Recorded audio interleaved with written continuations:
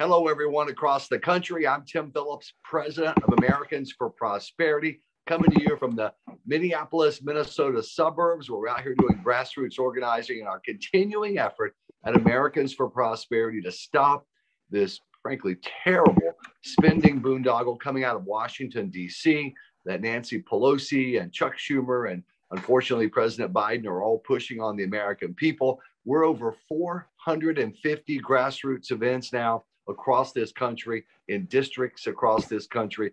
We've got to win this battle. This is part of a continuing discussion of Facebook conversations with key leaders helping to try to stop this legislation in Washington. We have a very special guest today. To introduce him is Casey Maddox. Casey heads up a lot of our judicial efforts across our community at Americans for Prosperity. Casey? Well, thank you, Tim. It's an honor to be on with Mike. Mike and I have worked together for many years in prior roles, and excited to have this chance to be able to reconnect here. Mike is a Republican member of Congress, obviously from the 4th District in Louisiana. He has been a leader in the House of Representatives trying to defend civil liberties and also trying to make sure that the government stays focused on its actual job. So wanted to open the floor for Mike and kick it off here. Mike, you know, I think a lot of people who are watching right now are watching what they're seeing in Washington, D.C. and seeing the debates over spending $3.5 trillion in Washington, D.C. and trying to understand sort of how we have gotten off path as a country. How do you see this moment and the way that Congress is functioning and the separation from the way Congress is supposed to be functioning?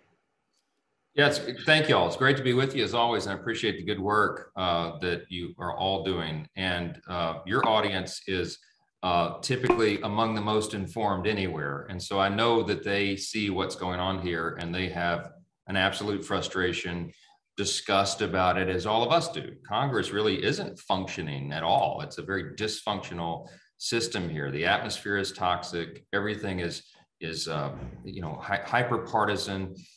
Simple issues that should be brought forward by consensus for the American people are now weaponized. It's a very, very disturbing trend. I would say that here on Capitol Hill. I've been here 5 years. I'm in my 5th year in Congress. And I've seen it devolve even over that time. And Casey, to answer your question, this is not the way it's supposed to work. As we all remember from our basic civics courses and our study, even cursory study of American history, you know that this is the greatest deliberative body in the world, the US Congress. And we're supposed to do things by what we refer to as regular order. There's a process by which something becomes law, how a bill works its way through the system. It's introduced in a deliberative fashion. It's debated thoughtfully in committee and in markup of the legislation, and then on the House floor. And then there's an exchange between the two chambers for a bill to make its way through the system. Those things really don't happen here anymore. Instead, you have a process whereby a small handful of very powerful leaders in typically right now in the Democrat Party, because they run both houses of Congress, they go in a back room somewhere, they concoct this massive legislation. It's typical now for bills to be 2,000 pages or longer, and everything is crammed into these large omnibus packages where there's not time to thoughtfully consider, deliberate, debate, or amend any of that. And so it's crammed through, it's hoisted upon the membership, and everyone gets basically one chance to go to the floor to vote up or down on these massive pieces of legislation that even the authors have not read typically before they're voted upon. This is not what the founding fathers intended, and it's a very dangerous trend.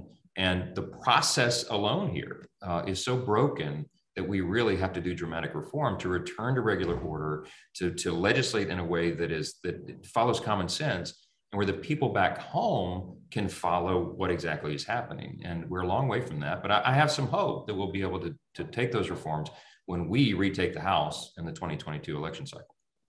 You know, Congressman Johnson, talking about regular order, to folks watching it, it could sound esoteric. Oh, that's just some Washington talk, but that's so important, isn't it? I remember being on Capitol Hill many years ago as a chief of staff, and when the regular order budget process is followed, members of Congress and the media and the American people have months and months to look at a number of individual budget bills covering different areas of the government.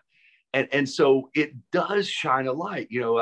That shining a light on anything is a helpful, important thing to show what's really there. And so folks watching what Congressman Johnson is saying is so important for that reason. Now we have this process where they're going to bring a bill to the floor, and no one will have been able to have the opportunity to genuinely look at what's in this bill. And there's thousands of pages of it, trillions and trillions of dollars. I wanted to ask you about one point that I hear over and over from people on the road, Americans out on the road, as we talk to them about this legislation, and that's inflation. We're seeing inflation, if I'm not mistaken, that is now at the level of the Jimmy Carter era in the late 1970s. And inflation, I come from a blue collar background. My mom worked the 4 to midnight shift. My dad was a charter bus driver. And to folks, working to make it in America and making it, but working hard to make it, to senior citizens on fixed incomes. I think about a single mom, maybe working an hourly wage. Inflation is a tax on these folks who can least afford it. Can you talk a little bit about that inflation and how all of this federal spending, trillions and trillions, is contributing in a big way to inflation that we're seeing?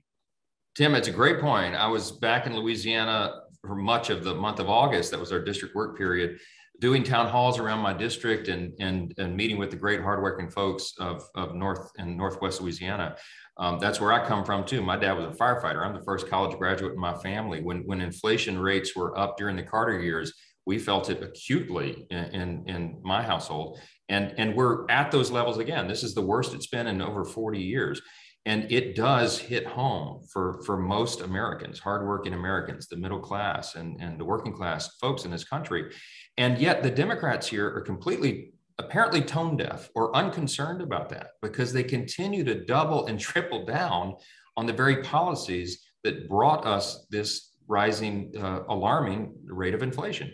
So what they're doing is their response is to spend more money. The bill that we'll be voting upon here is $3.5 trillion. Actually, the number is much higher than that if you go through and analyze what it will be. It's going to be closer to $5 trillion in new spending at the worst possible time. And people in the town halls back home, Tim, they say, how could they rationalize doing that? Don't they know? I mean, working class people understand basic economics. They understand this idea that if you flood the economy with cash, then each of those dollars is valued less. The inflation rate goes up, and it causes it exacerbates the problem, and that's what we're seeing right now. And they asked me, how can your Democrat colleagues rationalize that? And I say, well, it's very simply, they've signed on to a new economic theory. It's called modern monetary theory, and it has taken hold here on Capitol Hill. More and more people subscribe to it. Many, probably the majority now of our Democrat colleagues, will tell you with a straight face that that's real.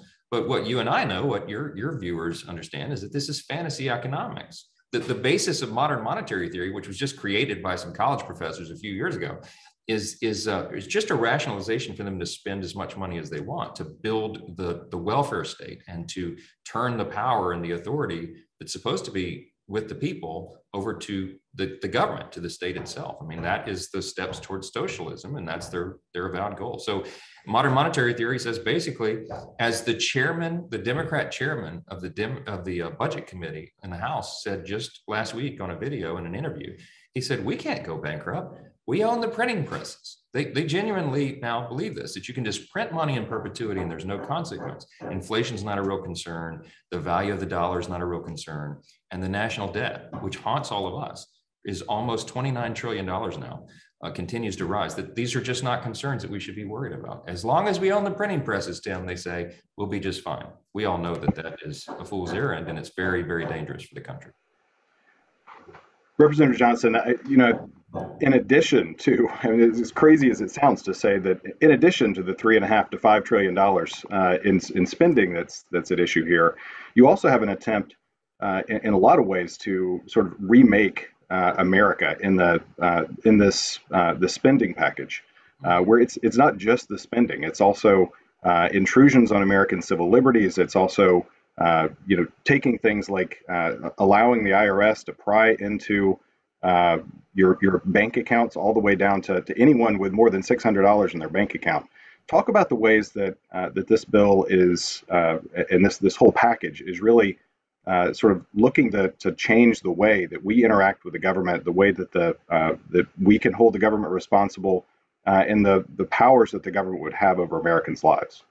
Well, yes, I mean it is a brazen attempt to grow government and to reduce the freedom of the American people. That's the simplest summary. It's more than just spending.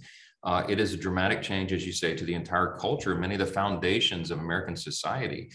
Their vision, the Democrats, the sponsors of this legislation, what they genuinely believe is that people are incapable of governing their own lives. They're not responsible enough to do it. And so you need really smart, very caring people in the nation's capital to take care of all that for them. The state effectively becomes God. They replace, a deity with the state itself. And so they turn to the state to be their provider and their protector and everything else. And so this legislation would quite literally grow government to the scope and the welfare state where they would try to care for people from literally the cradle to the grave. We can't afford to do that. And it's not an appropriate role of government, as we all understand by our basic principles and the foundations of the country. But these people have disdain for the founding principles of this country. They have disdain for the free market system, for our free enterprise system, for capitalism. You heard Nancy Pelosi, the speaker herself, criticize capitalism just a few days ago in a rare moment of candor. They want to uproot and replace those foundations that have made us the greatest, most powerful, most free nation in the history of the world.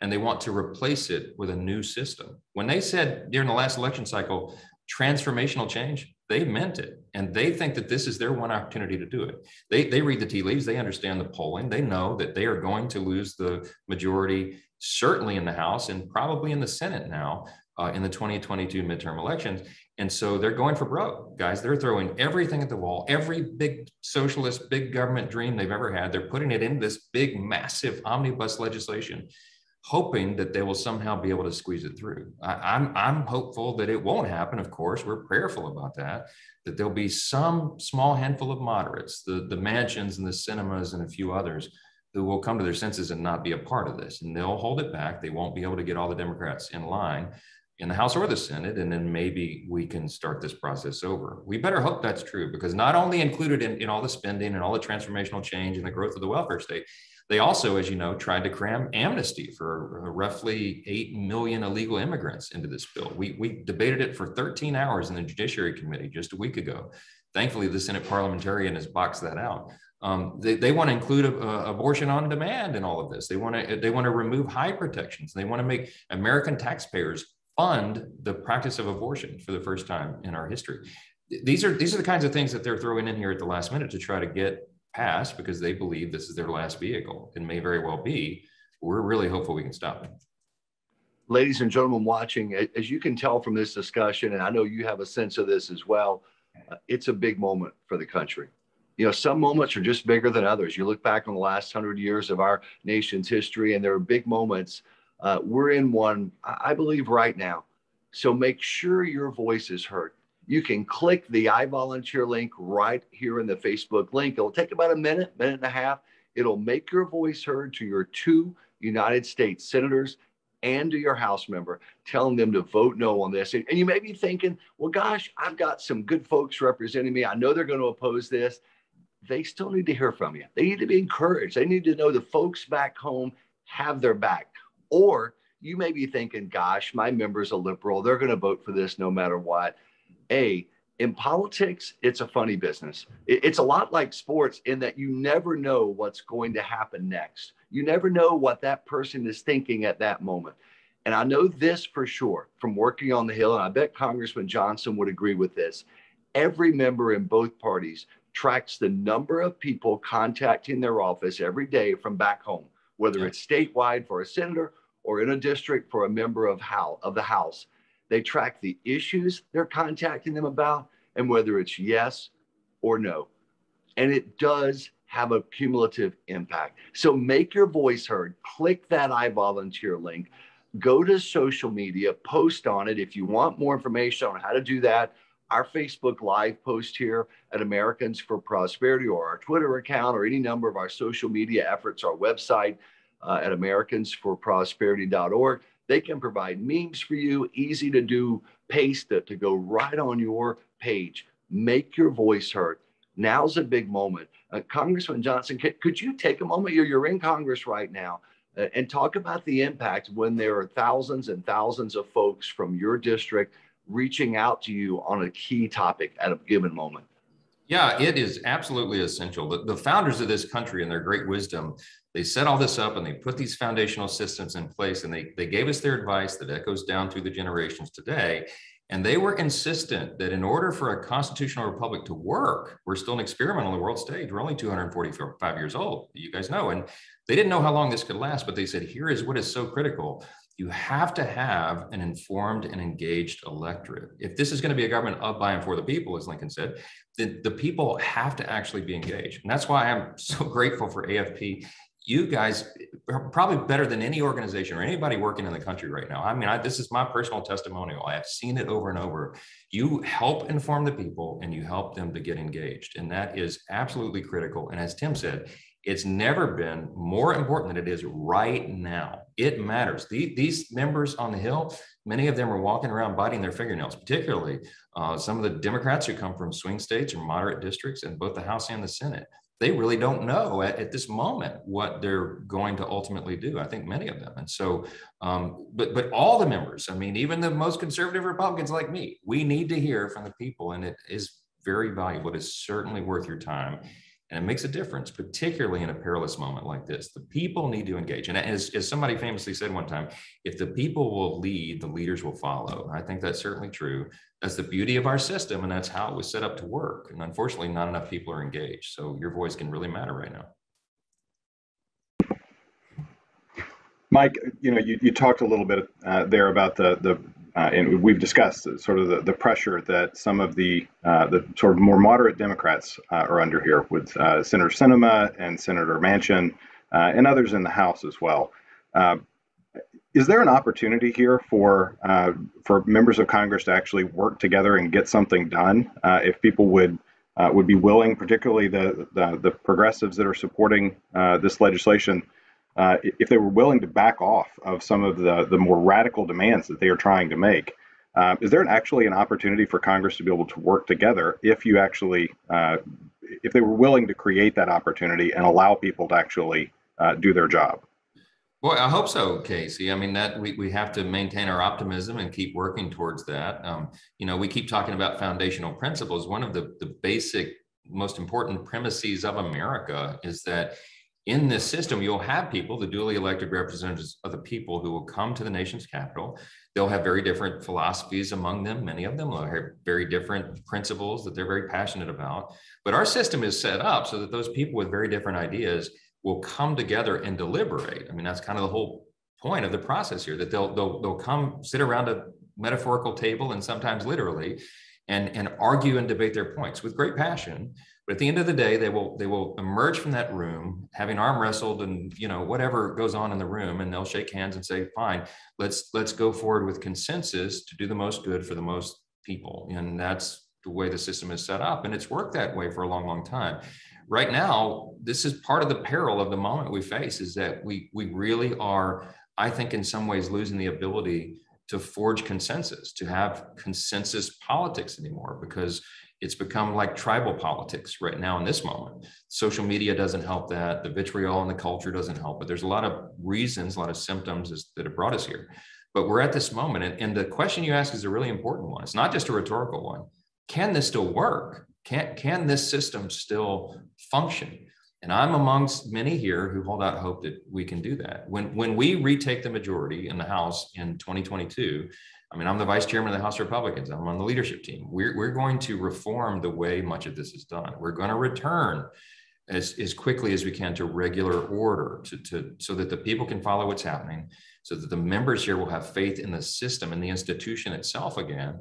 And so we can get back to governing the way all this was designed to work. And look, Casey, I mean, I hope that the answer to your question is yes.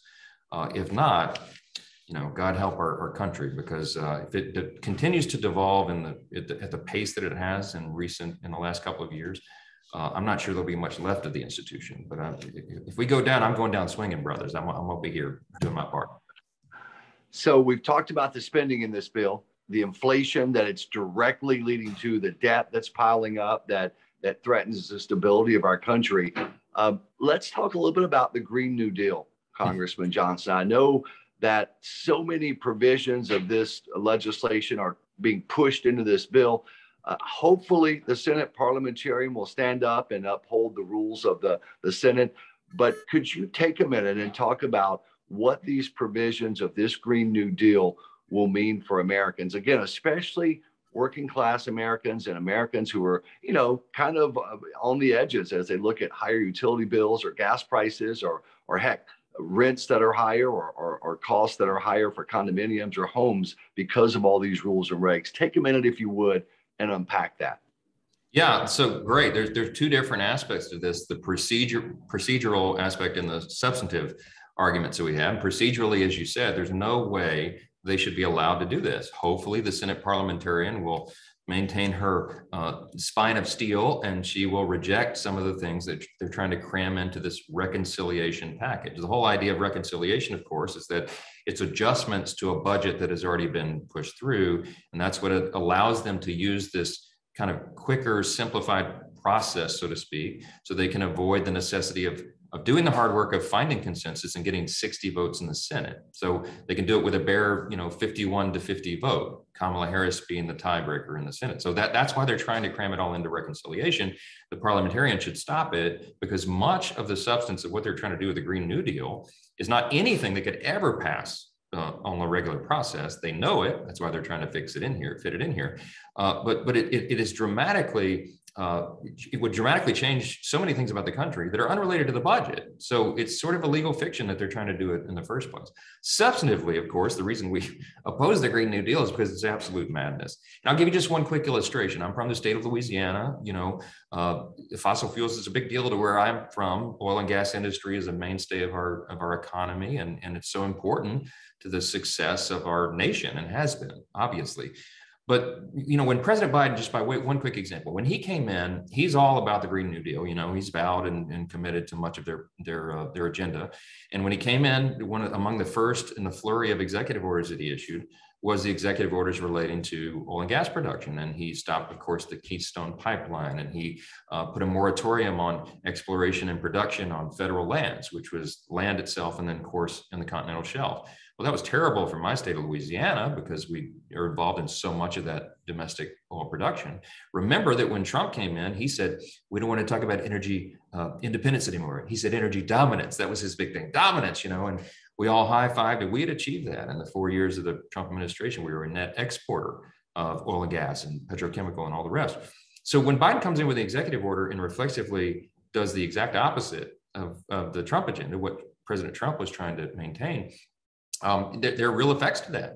And so the interesting thing is, and this is how I explain it in town halls, to break it down in real simple terms, just because a new president comes in the Oval Office and signs a piece of paper, an executive order, it doesn't mean that the demand for fossil fuels goes down in our free market economy. No, if anything, the demand stabilizes or goes up. And all that means is that we have to fill that demand with a resource that we don't produce here. So instead of domestic energy production, we have to turn to Saudi Arabia, Russia, to get the oil and gas that we need to fuel our economy, to drive our vehicles, to do all the things that are necessary with those products. And so we're filling the demand now with foreign sources of oil, which is terrible for us, of course, for our national security, our stability, our economy. But even the crazier thing about it, guys, is that Biden and the Green New Deal advocates, their supposed rationale is climate change, right? They want to stop global warming and all these other greenhouse gas emissions and all the rest.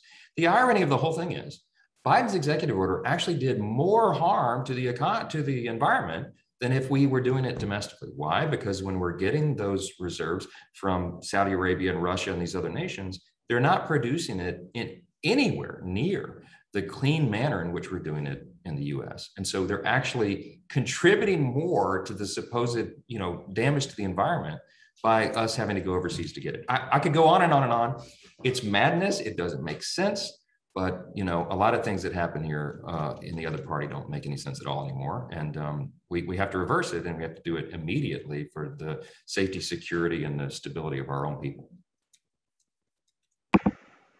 Mike, you know, one of the strange things to me as you watch these debates happening on Capitol Hill is the way in which Congress is sort of pulling in power from the states and from the people, but not actually retaining it themselves.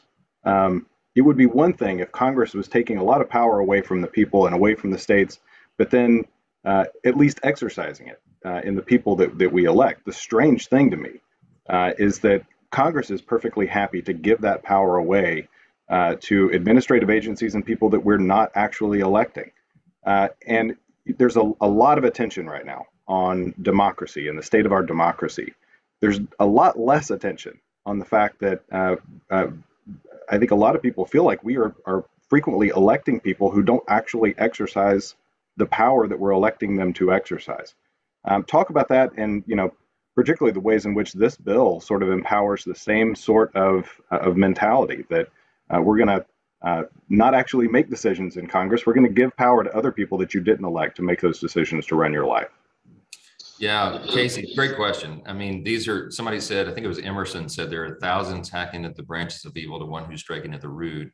And this is one of the root problems right now that we have in our government and in our great effort to keep the republic, as Franklin and the other founders admonished us to do. There's a handful of constitutional conservatives here, you know, in the House, and we all meet together regularly and we wring our hands over this very issue. The idea that this regulatory state, the bureaucracy, so to speak, it goes under a number of labels, has usurped the authority that was intended and is explicitly, expressly given to Congress itself. And that over the years, Congress has willingly allowed for that usurpation. They have given it over to unelected, faceless, nameless bureaucrats who really run the country. And we've been working very deliberately to try to claw back some of that power and authority, because it's necessary to keep everything going. And our ability to do that, I mean, I think the success of that effort is going to determine the trajectory of the country. The massive, expansive, explosive growth of government, certainly what it would be under this legislation that we're all talking about now, would make that an almost impossible task. And so that's why we have to defeat this legislation. We have to continue to go back to those core principles and the framework that the founders set up. I mean, if you're going to have elected representatives, duly elected representatives of the people, do the will of the people have to know who to hold accountable. And it's impossible to do that if you have all these bureaucrats in the shadows that are actually running the government. So it's a very serious problem. It can be very complex. There are ways to fix it, but we need political resolve to do it. Well, folks, we have covered some heavy topics today, challenging policy threats coming out of Washington, D.C., not just on the fiscal front, but to the very nature of this great republic we have. Mike, I know you well, known you for a long time. You have a lot of hope, though, and an optimism that is infectious. Won't you close us out today with why, despite the challenges we face, you still have a hope and an optimism in these days ahead? You know, I am a child of the 80s, and I'm consider myself still a Reagan Republican, you know, because I loved his optimism and I loved the way he believed in America. He referred to us, using biblical terms, as the shining city on a hill. I still believe that. And he famously referred to us as the last best hope of man on earth. That is still true today. There's no greater nation. There's no greater design. There's no greater plan. It's America. I mean, in so many ways, we are the last bulwark of freedom. We are the defenders of the liberty of all people. We are the defenders, in my view, of what is good. And those core constitutional principles, those core American principles, are the things that we still subscribe to: individual liberty and limited government, and the rule of law, and peace through strength, and fiscal responsibility, free markets, human dignity, the sanctity of every human life. Those are the things that make us different. That's what makes America exceptional, the belief in the advancement of those principles. And we are not giving up on that. I believe that we are still one nation under God. I think God is going to continue to bless America if we'll get our priorities right. And I'm hopeful that we will. The one good thing about this crazy radical leftist agenda that the Democrats are advancing right now, it has awakened a lot of people. And I think people recognize right now, again, it's resonating with them that, wow, elections really do have consequences. I think that that's going to inure to our benefit in 2022 and in the next several cycles.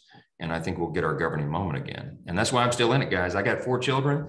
I'm deeply concerned about the state of the country, but I'm optimistic about where we're going. And let me say again, I'll give a shameless plug for AFP and all the great work that you guys do.